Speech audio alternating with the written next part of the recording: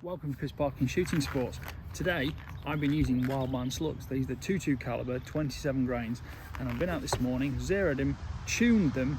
I'm using an FX Impact Mark III, and I've run them at about 845 to 850 feet per second through the main tuning phase, and that's where I've found the key spots for accuracy from them.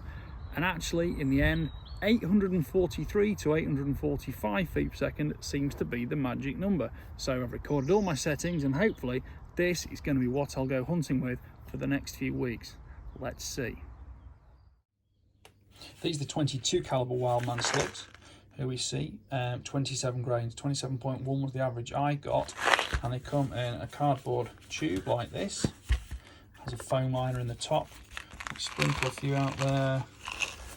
Those are the little beasties for you.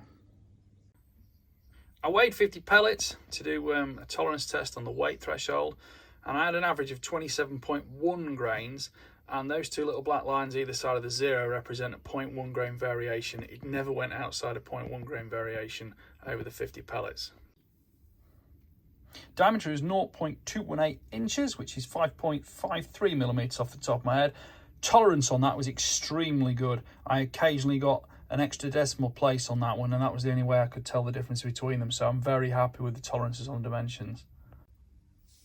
Slug length was 0.353 inches, which when you convert to millimeters is 8.98 millimeters. I didn't have any problems with getting these in the FX magazine, and I also shot them through an Air Arms air rifle.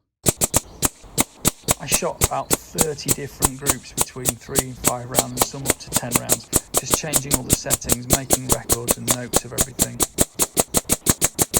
Just in case you hadn't twigged, I'm actually aiming at the tips of the diamonds to make sure I had multiple aim points on the same target in camera shot.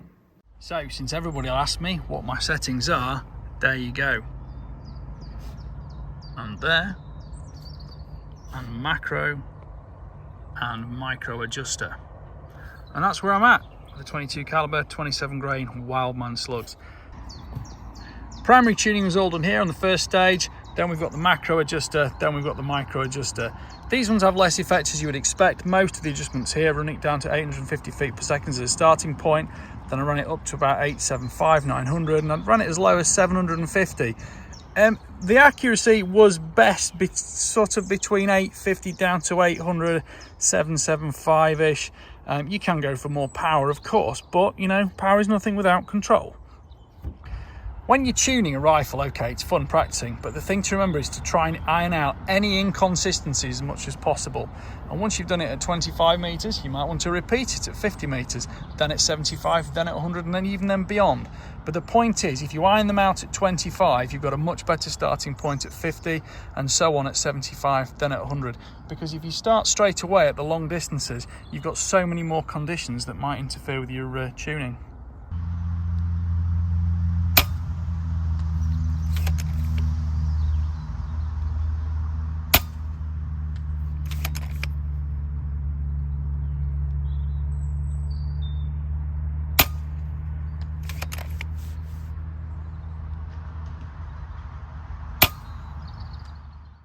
These shot extremely well. I need to tune them more because although my results, I'm very happy with them, I've been told I can actually expect a lot more. If I go for the extra power kit on the FX, I may get another 50 feet per second, perhaps even 100, but I'm quite happy running at 43 foot-pounds. To be honest, heavier body game like rabbits wasn't so bad on 50 to 75 meter shots. Short range ratting at 25 and 30 meters, I was getting through and through, but to be fair, there's a lot of power there for a rat at such close range.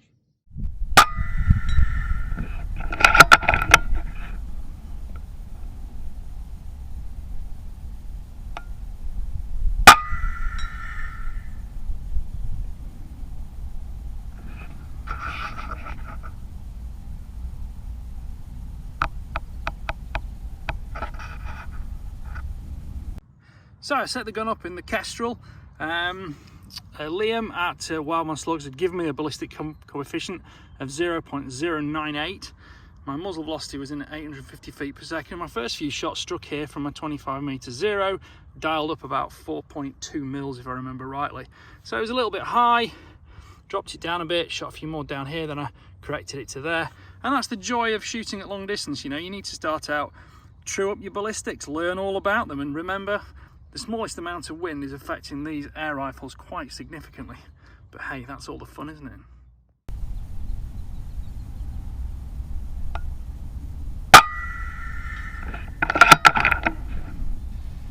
I'd actually just been shooting this target about an hour previously, zeroing a 223 centerfire, and I didn't do a very good job of respraying it because the dark shadow of the previous impact spot still shows through. Apologies for that. Sadly I run out of white paint, but you can see them just there.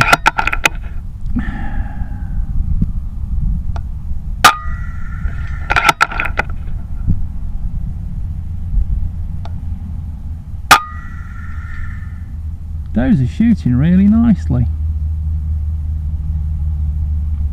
More experimentation required.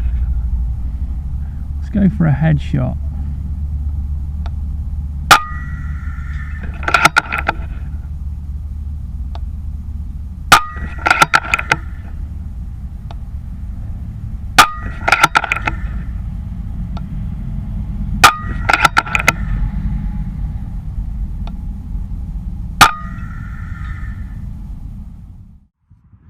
And here we ended up at 150 meters. So chest shots probably aimed here, striking a little bit left. You know, if we're looking around just behind the target and around here, we can see in the grass there's a bit of air movement, and over 150 meters, it's clearly just getting a bit of a handle on the airgun slugs. And then I went for some headshots.